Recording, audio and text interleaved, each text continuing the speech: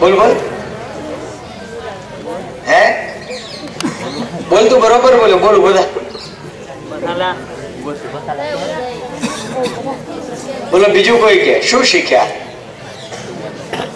ખાસ તો નાના આ બધા દીકરા દીકરીઓને પૂછો. શાંતિ અને અહિંસા. શાંતિ અને અહિંસાના કઈક વાત આમાં રજૂ કરવામાં આવી, અને છતાં પણ આખી યાત્રા પોરબંદર થી અમે 14મી તારીખે નીકળ્યા, 14 ડિસેમ્બરે, અને 2 જાન્યુઆરી કીર્તિ મંદિર થી નીકળીને સાબરમતી આશ્રમ પહોંચવાના છીએ. એ યાત્રા દરમિયાન 25,000 થી પણ વધારે લોકોને અમે મળ્યા છીએ. અનેક પ્રકારના લોકો, કોલેજના વિદ્યાર્થીઓ, નાગરિકો, જુદા જુદા વર્ગના મિત્રોને. એમાં ખાસ કરીને મારા ખ્યાલથી BRS ને PTC ના બધા પાછળ બેઠા છે એવા યુવકો સાથે જ્યારે વાર્તાલાપ થાય,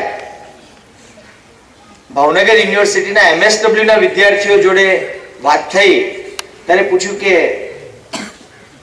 સમ્રાટ અશોક કોણ હતું અને કલિંગનું યુદ્ધ શું હતું, તો કોઈને ખબર નહોતી. MSW ના વિદ્યાર્થીઓને ખબર નથી. અને પ્રશ્ન પૂછીએ કે તમે કઈ પ્રશ્ન કરો, તો મોટા ભાગે 2 જ પ્રશ્નો આવતા હતા, 2 કે 3 પ્રશ્નો. એમાંનો એક પ્રશ્ન આવતો હતો કે કસાબને ફાંસી શું કામ આપવામાં આવતી નથી, આ એક પ્રશ્ન આવતો હતો. બીજો પ્રશ્ન આવતો હતો કે વંદે માતરમ કેમ બોલતા નથી મુસ્લિમો, અને ત્રીજો પ્રશ્ન આવતો હતો કે આતંકવાદને લઈને પ્રશ્ન આવતો હતો. આના સિવાય ચોથો પ્રશ્ન લગભગ ક્યાંય કોઈએ પૂછ્યો નહીં. ત્યારે આશ્ચર્ય એ વાતનું થતું હતું કે આપણી શાંતિ, આપણી અહિંસા, આપણી સદભાવના શું કસાબની આજુબાજુ જ ફરતી રહેવાની છે કે એમાંથી આપણે બહાર નીકળીશું? આ એક મોટો પ્રશ્ન અમને યાત્રા દરમિયાન ઉભો થયો. અને ત્યારે જે નાટકની અંદર જે વાત છે, પેલી નાનકડી અમિતા, એ અમિતા અશોકને પૂછે છે કે તમારી પાસે શું નથી, આટલું બધું છે, અને પછી કહે છે કે તમે કેવા મજાના લાગો છો. એ અમિતાને એમ હતું પહેલા કે આ તો આટલા બધા યુદ્ધ કરે છે, આટલા બધા લોકોને મારે છે, તો કદરૂપો હશે, એ બિચારો બહુ ગરીબ હશે એટલે આવું બધું કરે છે, એની પાસે કશું નહીં હોય એટલે લેવાનો પ્રયત્ન કરે છે. પણ મજાનો મુગટ જોવે છે, સરસ મજાનો હાર જોવે છે, સોનાનો હાર, એની અંદર હીરા મઢેલા છે, તલવારની મૂઠ ઉપર પણ હીરો છે. ત્યારે પેલી અમિતા પૂછે છે કે તમે તો આટલું બધું તમારી પાસે છે, અને છતાં પેલી અમિતાને કહે છે એનો રમકડાનો ખજાનો છે, એમ બીજું એની પાસે કંઈ નથી, પણ મારી પાસે સિંહાસન છે, મારી પાસે રાજમહેલ છે, મારી પાસે ઢીંગલો છે, ઢીંગલી છે, તમારે શું જોઈએ છે? એક વસ્તુ છે કે આ સમ્રાટો, પહેલાના સમ્રાટો ને અત્યારના સમ્રાટોમાં બહુ મોટો ફરક છે. અશોક તો પોતે યુદ્ધ ભૂમિ પર જતો હતો, અર્જુન પોતે યુદ્ધ ભૂમિ પર જતા હતા. આજે મનમોહનસિંહ યુદ્ધ ભૂમિ પર લડવા જવાના છે, નરેન્દ્રભાઈ મોદી લડવા જવાના છે, અને આપણને રોજ શુરાતના લોકો ચડાવે છે કે સારે જહાં સે અચ્છા હિન્દુસ્તાન હમારા. આજ ગીત હું પાકિસ્તાનમાં જઈને ગાઉં તો હે, તમે કલ્પના કરો, પાકિસ્તાની કોઈક આવે ત્યાં કદાચ ગવાતો હોય કે સારે જહાં સે અચ્છા પાકિસ્તાન હમારા, એ જ ગીત તો ગવાતું હશે ને. અને એ ગીત આપણા ત્યાં કોઈ આવીને ગાય તો એક જગ્યાએ દેશ પ્રેમી, બીજી જગ્યાએ દેશ દ્રોહી, અને વચ્ચે મોટી સરહદ. આ સરહદ ઉપર કેટલાક વર્ષો પહેલા અમારા એક ઉર્વશીબેન વચ્ચે આવેલા હતા, એમણે કહ્યું બહુ મોટો અભ્યાસ કર્યો છે, પાકિસ્તાનથી આવેલું કુટુંબ વિભાજન વખતે એમણે કહ્યું કે એક જમાનો એવો હતો કે જ્યારે સરહદ ઉપર જતા હતા ત્યારે પાકિસ્તાનની સરહદ ઉપર ઉભેલા લોકો હિન્દુસ્તાનની સરહદ ઉપર એના સ્વજનોને મળવા આવતા હતા, અને બંનેની આંખમાં હું આંસુ જોતી હતી. પણ હવે સમય એવો આવ્યો છે કે પાકિસ્તાનની સરહદ ઉપર ઉભેલા લોકો ત્યાંથી બૂમો પાડે છે કે હિન્દુસ્તાન મુર્દાબાદ, પાકિસ્તાન જિંદાબાદ.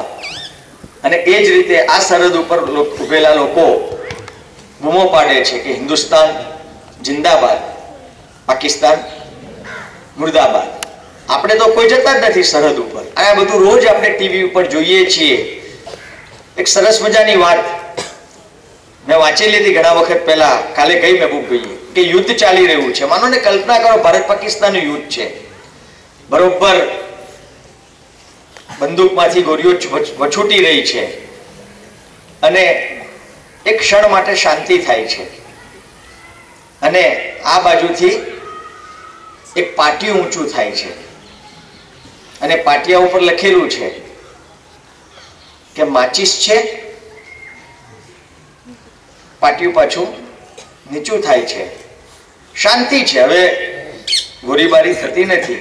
સામેની સરહદ પરથી એક પાટિયું ઊંચું થાય છે, એની ઉપર લખ્યું છે સિગરેટ છે. એ પાટિયું પણ નીચું થાય છે. આ બાજુ ઉપરથી કે ઘરની સલામતીથી લઈ અને સરહદની સલામતી માટે લગભગ 60 થી 65% આપણા બજેટના કુલ ખર્ચ મોટાભાગના દેશોની આ સ્થિતિ છે, થોડાક અપવાદને બાદ કરતા. આ 60% પૈસા 100 રૂપિયામાં 60 રૂપિયા તો આના માટે વપરાય છે અને 40 રૂપિયામાં બીજું બધું થાય છે.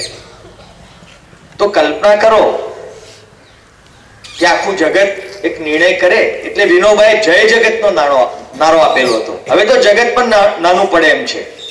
તમને ખબર છે સુનિતા વિલિયમ્સ આકાશમાં ગયેલા અને એમણે જઈને પહેલી વાત જે કરેલી તેને કહેલું હતું કે મને, એમને સરસ કહેલું, બ્યુટીફુલ બ્લુ પર્લ, સરસ મજાની ભૂરા રંગની મજાની પૃથ્વી લાગી રહી છે. એ કેવી અનુભૂતિ હશે. હું ઘણી વાર મને લાગે પેલું બ્રહ્મ લટકા કરે બ્રહ્મ પાસે, એવું કંઈક એમને લાગતું હશે. અને કહ્યું કે અહીંયાથી સરહદો જેવું મને કશું દેખાતું જ નથી. નથી ત્યાં ભારત દેખાતું, નથી ત્યાં પાકિસ્તાન દેખાતું, નથી ત્યાં ઇંગ્લેન્ડ દેખાતું, નથી ત્યાં ફ્રાન્સ દેખાતું. એક આખી પૃથ્વી. ગાંધી પણ આ જ કહેતા હતા કે હું વિઝા વિના પાકિસ્તાન જઈશ. કમનસીબે જઈ ના શક્યા, પણ ગાંધીએ સૂક્ષ્મ રીતે અધ્ધર ઉઠેલા હતા. સુનિતા વિલિયમ્સ તો થોડી ક્ષણો માટે ઉપર ઉઠ્યા, પાછા નીચે આવીને તો કદાચ એમને સરહદો દેખાઈ હોય, પણ ગાંધી તો એવો ઉપર ઉઠેલો માણસ હતો કે એને કોઈ સરહદો દેખાતી જ નહોતી. ગાંધીને આ સંદર્ભે પણ સમજવા પડશે. ગાંધીએ આટલા કરોડ કેમ આપ્યા એને લઈને આજે કેટલા બધા વિવાદો થાય છે અને મધુ કોડા હજારો કરોડ લઈને મજા કરે છે. અને જો તપાસ કરવામાં આવે તો મોટા ભાગના મધુ કોડા છે, મોટા ભાગના મધુ કોડા છે ગાંધીનગરમાં અને દિલ્હીમાં બેઠેલા. અને ગાંધી આપેલા હતા એ તો સાચા નીતિને વરીને આપેલા હતા. તો આધર ઉઠેલો માનવ હતો. એક સરસ મજાની વાર્તા નથી, હકીકત છે. બહુ વર્ષો પહેલા મેં એક મેગેઝિનમાં વાત વાંચેલી હતી. એક સૈનિકે પોતાની 2 દીકરીઓને એક પત્ર લખેલો હતો અને પત્રમાં લખેલું હતું કે હવે યુદ્ધ પૂરું થવાની તૈયારીમાં છે, થોડાક સમયમાં આપણે જીતી પણ જઈશું, હું પાછો આવીશ. બીજા દેશમાં લડવા ગયેલો હતો. પછી આપણે સાથે બેસીશું, વાતો કરીશું, ગીતો ગાઈશું. મેં તમને પિકનિક લઈ જવાનું પ્રોમિસ આપેલું, પણ એ જ ક્ષણોમાં યુદ્ધ ફાટી નીકળ્યું અને મારે યુદ્ધ ભૂમિ પર જવું પડ્યું. આવ્યા પછી આપણે પિકનિક જઈશું અને બીજું વગેરે વગેરે વગેરે.